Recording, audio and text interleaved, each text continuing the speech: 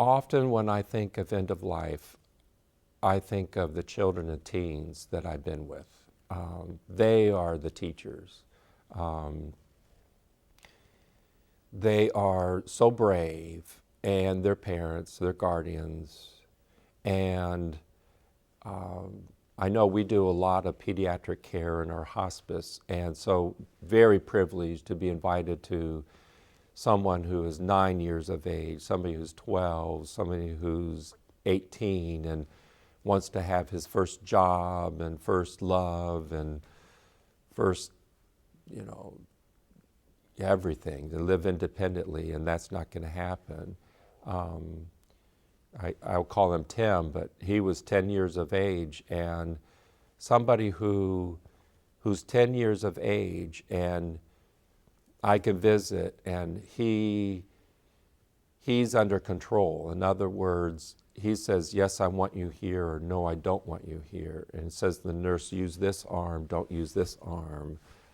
They have been through so many interventions. And when it comes to the end of their life, they know their body. They know what they want. And you have to respect that. There's no pretending.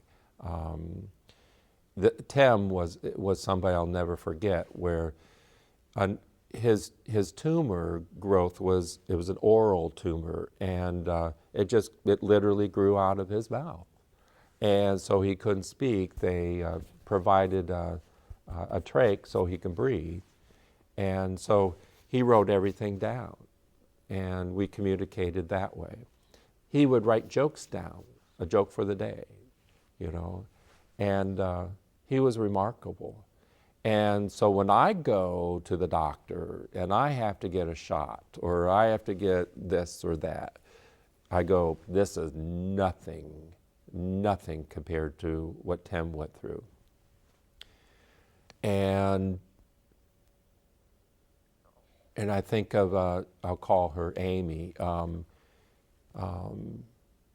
beautiful young woman, 16 years of age, and fought that battle. And about 2 weeks before she died, she and I were visiting, and her mom was in the back room, and Amy said to me, she started to make meaning of what was happening for the first time, and she said, oh my gosh, am I dying? And I said, I was honest with her, and I said, you're getting closer. We don't know when it's going to happen, but you're getting closer. And she said, oh my gosh, I'm not going to go to the prom. I'm not going to get my driver's license.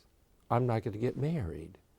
All these deaths of a dream, what we call death of a dream, anything of the future.